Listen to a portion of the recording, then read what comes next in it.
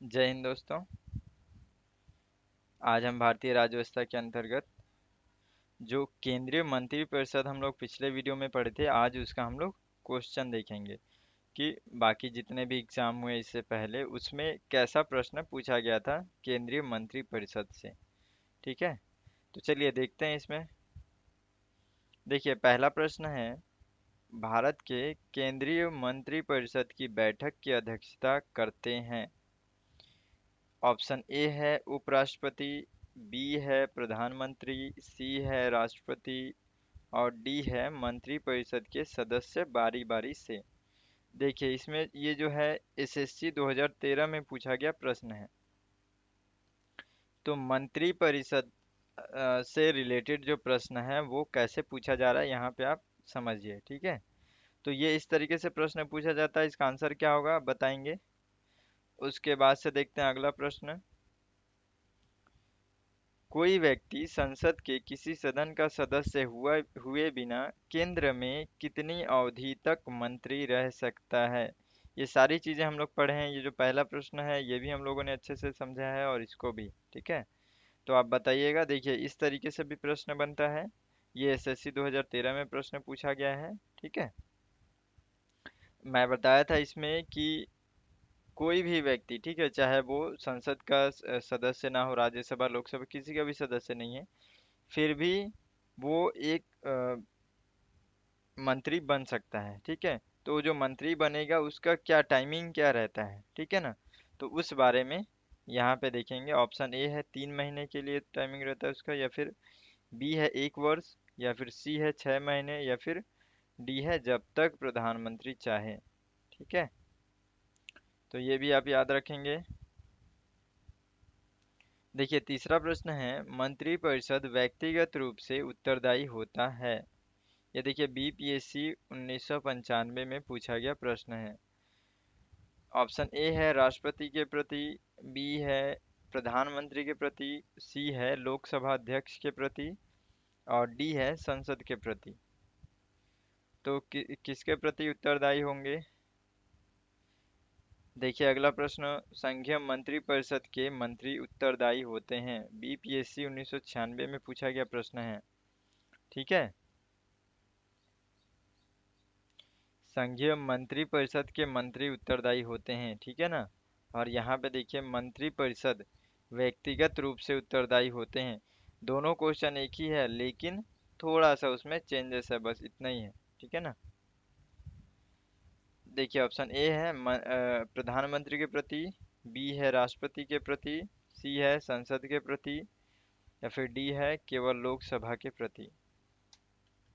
तो इस तरीके से प्रश्न पूछा जाता है मंत्रिपरिषद से रिलेटेड। आगे देखते हैं। देखिए अगला प्रश्न है, भारत में किसी भी सदन का सदस्य हुए बिना कोई भी व्यक्ति कब तक मंत्री पद पर आसन रह सकता है। इसी तरीके से बार बार प्रश्न पूछा गया है। इसमें सीमित प्रश्न बनते हैं लेकिन और बहुत इजी बनते हैं। देखिए, हम लोग जो पिछले वीडियो में जो समझे हैं वो कंप्लीट है।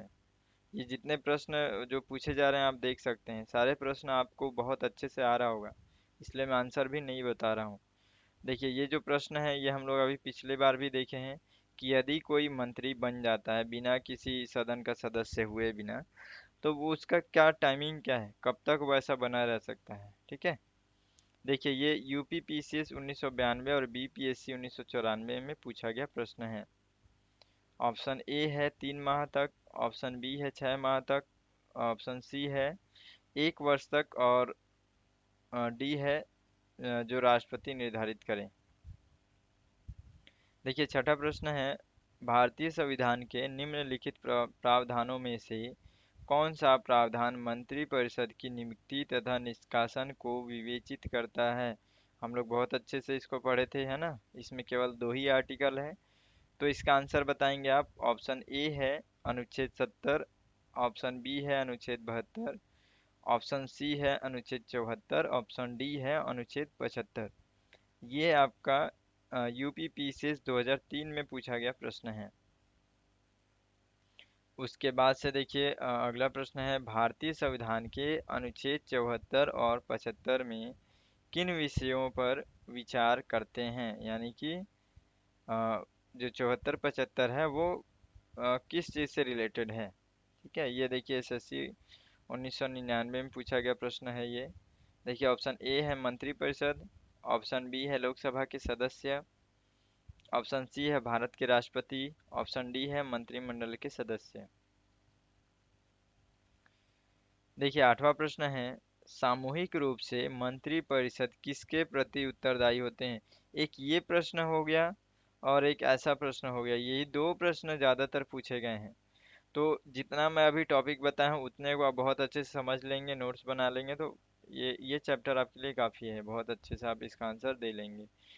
देखिए इसमें ये जो प्रश्न है, सामूहिक रूप से जो मंत्रिपरिषद होता है वो किसके प्रति उत्तरदायी होता है। तो देखिए ये आईएएस 1982 में, 1984 में, एसएससी 2010 में, यूपी पीसीएस 2012 में पूछा गया प्रश्न है। एक ही प्रश्न को कितने बार पूछा गया है।